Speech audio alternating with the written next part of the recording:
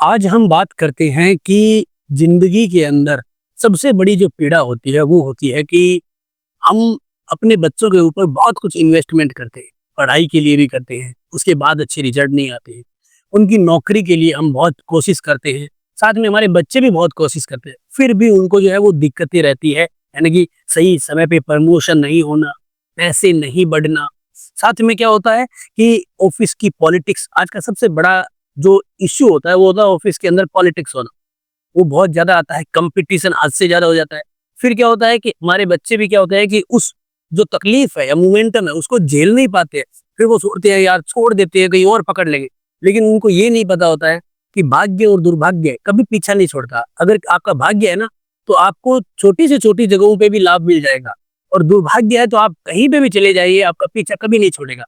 तो सबसे बड़ी चीज ज्योतिष के अंदर होती है आपका फलादेश। ठीक है, आप अगर ज्योतिष में फलादेश सीखना चाहते हैं, प्लस फलादेश में जो इंपॉर्टेंट टिप्स है वो अगर जानना चाहते हैं, तो वीडियो को जरूर देखें, अन्यथा कोई मतलब नहीं होता। अगर आप सिर्फ उपाय के लिए आए हैं कि भाई मैं इसका कोई उपाय ढूंढ लूं, देखिए उपाय हमेशा याद रखिएगा कि ज्योतिष एक साइंस है, और इतनी बड़ी दुनिया में लाखों करोड़ों लोग हैं, तो उन सब के ऊपर क्या होता है, अलग अलग कैलकुलेशन होता है। लेकिन अगर आपको टिप्स आ जाती है, अगर आपको नियम थोड़े से पॉइंट्स आ जाते हैं, तो मैं ये मानता हूं कि आप अपने जीवन के अंदर कोई भी तकलीफ होती है उसको सॉल्व करने की काबिलियत रख सकते हैं। ठीक है, तो आप अगर ऑफिस की पॉलिटिक्स, नौकरी में बहुत कुछ अच्छा हो रहा है, उसके बाद भी आप जो है वो उसको केस नहीं कर पा रहे हैं, एजुकेशन में भी बहुत अच्छा कर रहे हैं, फिर भी उसका लाभ नहीं मिल रहा है, तो आप क्या करें कि अपनी जन्म कुंडली में एक चीज जरूर देखें, सूर्य, चंद्रमा और केतु। क्यों?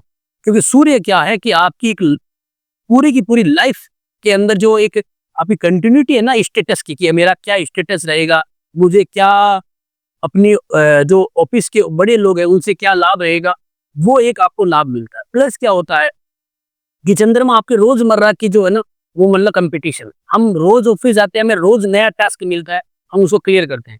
और केतु क्या, एक फोकस है। तो केतु जब अपने अशुभ ग्रहों के साथ आता है, तो केतु खुद अशुभ ग्रह है, लेकिन उसके लिए सूर्य और चंद्रमा अशुभ है, क्योंकि वो उनका मित्र नहीं है और उसका कैलकुलेशन उनके साथ नहीं बैठ रहा। तो सूर्य और चंद्रमा दोनों शुभ ग्रह हैं, लेकिन अगर केतु उनके साथ आ जाता है, तो केतु वहां पे अपनी एकाग्रता खो देता है, तो भयंकर बुरे परिणाम बन जाते हैं। अब कई बार ग्रहण दोष बनते हैं, कई बार अमावस दोष बनते हैं। तो कैसे बनते हैं उसको सीखते हैं। सबसे पहले तो आप अगर इस यूट्यूब चैनल पे नए हैं, तो प्लीज सब्सक्राइब जरूर करें, क्योंकि मैंने इस चैनल के ऊपर 1000 से भी ज्यादा वीडियोस बनाए। ठीक है, तो आप उनको देख के बहुत कुछ सीख सकते हैं। ठीक है, तो यहाँ पे देखिए जन्म कुंडली के अंदर चंद्रमा, सूर्य और बुध और केतु 4 ग्रह बैठे हैं। आपके भी कुंडली में हो तो चिंता क्या करनी है, कुछ चिंता नहीं करनी है, बस कैलकुलेशन के टिप्स सीखने हैं। यहाँ पे सबसे पहला हमारा काम बनता है कि देखना कि अशुभ ग्रह कौन हो रहा है। तो देखिए चंद्रमा जो है वो छठे घर का कारक है, 10वें में बैठा है, ये अशुभ नहीं है, बहुत अच्छा है, लेकिन वो नीच का हो गया 8 डिग्री, सॉरी नंबर वृश्चिक राशि में। अब चंद्रमा जो है वो यहाँ पे अगर हम देखते हैं, तो वो बैठा है यहाँ पे 12 डिग्री का वृश्चिक राशि, अनुराधा नक्षत्र जो शनि का है।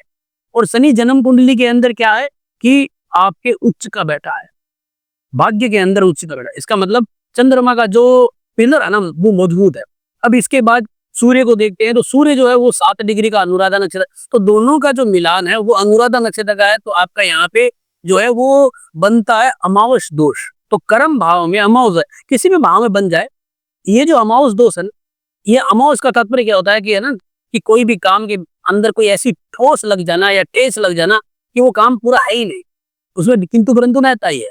तो यानी कि अमावस दोष आ गई, तो इसकी एक तो क्या है, शांति होती है, लेकिन अभी आपको चिंता नहीं है, अभी आपको कैलकुलेशन देखना है। ठीक है, लेकिन यहाँ पे क्या हो रहा है कि इस दोष, ये दोनों दोष बन रहा है अनुराधा नक्षत्र में बन रहा है, और जिसका मालिक शनि है ना वो उच्च का है भाग्य स्थान में। तो यानी कि हमें भाग्य उस जगह तो पहुंचाएगा जो बहुत जबरदस्त है। हाँ, किंतु परंतु जरूर रखेगा, क्योंकि वो दोष बन रहा है इसलिए, लेकिन इतना हावी नहीं होगा जैसे इस कुंडली के अंदर। इसके बाद केतु की डिग्री और देख लेना, केतु 3 डिग्री का अनुराधा नक्षत्र में। अब डिग्री का तो अंतराल है इन तीनों में, लेकिन तीनों का तीनों अनुराधा नक्षत्र में है। तो इसका मतलब क्या है कि 10वें भाव में ये चीज होने से क्या होता है कि आप अपने जीवन में उच्च पद पे तो पहुंचोगे, बहुत अच्छा धन प्राप्ति के योग में आओगे, लेकिन आपके जीवन में अड़चने हमेशा रहेगी, फोकस बनने नहीं देंगे। कभी ऑफिस में कुछ हो गया, मतलब 6 महीने बहुत अच्छा चलेगा, फिर 1 महीने बड़ा तनावपूर्ण, आपके 5 महीने अच्छा चलेगा, फिर 1 महीने खराब हो जाएगा।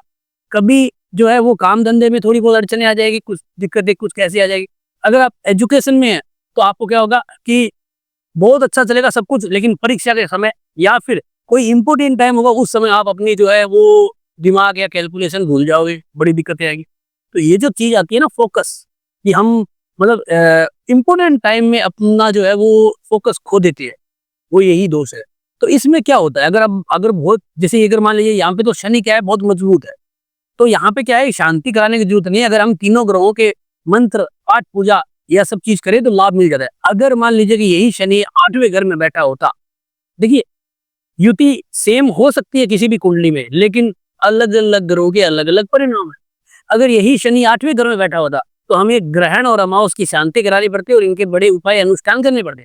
अगर यहाँ पे तो क्या भाग्य स्थान में उठ चुका है, अनुराधा नक्षत्र, खेल है नक्षत्रों का, तो मजबूती आ गई। यही शनि अगर मान लीजिए कि लगन में बैठ जाता तो आपको और अच्छा कॉन्फिडेंस देता, थोड़ी बहुत पाठ पूजा करने की जरूरत नहीं है, कुछ भी करके आप निकल सकते हैं। अगर यही शनि छठे घर में चला जाता तो कोर्ट केस कचहरी तक ले जाता।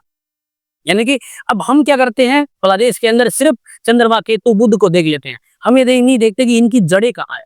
पेड़ जो ऊपर नजर आता है ना, उसकी जड़ें नीचे जमीन में होती है, और जड़े में अगर कोई दीमक लग जाती है या जड़ों में कोई बीमारी लग जाती है तो पेड़ के पत्ते अपने आप मुरझा जाते हैं। तो जड़ों में ही पानी डाला जाता है, पत्तों पे पानी नहीं डाला जाता।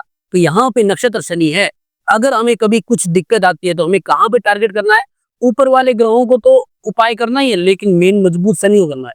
तो अगर आप शनि का रत्न नीलम या नीली पहन लेते हैं तो लाभ हो जाता है। अगर कोई पंडित जी के पास जाते हैं, वो कहते हैं यार भाग्य का मालिक पहन लो, तो उसको जबरदस्त लाभ, क्योंकि ये तीनों ग्रह उसके नक्षत्र में है, बहुत जबरदस्त फायदा देता है। अब बुध भी तो बैठा है, लेकिन हमने बुध को क्यों नहीं देखा, क्योंकि बुध 29 डिग्री के अंदर ज्येष्ठा नक्षत्र में है, जो अपने नक्षत्र में है। इनका कोई मतलब नहीं है, इनका कैलकुलेशन मतलब नहीं है। इसका तात्पर्य क्या होता है कि जब भी आप कैलकुलेशन करते हो तो हमेशा डिग्री नक्षत्रों को देख के करिए, लाभ हमेशा रहेगा, बेस्ट लाभ रहेगा, कभी कोई दिक्कत नहीं आएगी। तो आपको ये वीडियो अच्छा लगा तो लाइक करें, शेयर करें, सब्सक्राइब करें। धन्यवाद दोस्तों।